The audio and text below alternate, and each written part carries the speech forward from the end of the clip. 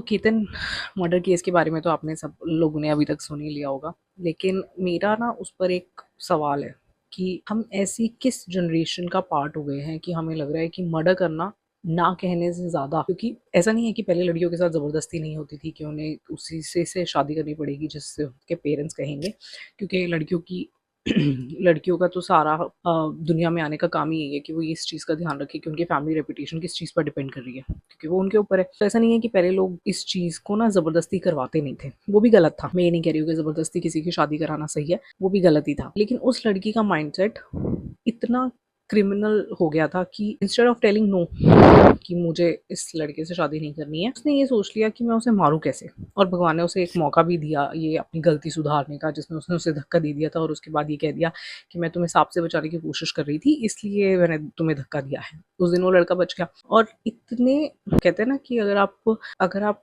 Intentionally मतलब इतने emotion में बहकर कुछ कर रहे होते तो आपको उससे चेतावनी आ जानी चाहिए थी कि मैं गलत कर रही हूँ, लेकिन उसे उसके बाद भी नहीं आई। उसने फिर से ट्राई किया। और जब आप इतने वेल टू डू फैमिली से आते हो, इतने फाइनेंशियली अच्छे घर से आते हो, एजुकेटेड हो, आप उसके साथ मोमेंट्स एंजॉय कर रहे हो, अपनी शादी की पिक्चर्स आप इंस्टाग्राम पे डाल रहे हो, एंगेजमेंट की सॉरी, आपको कैसे लगा कि आप बच जाओगे?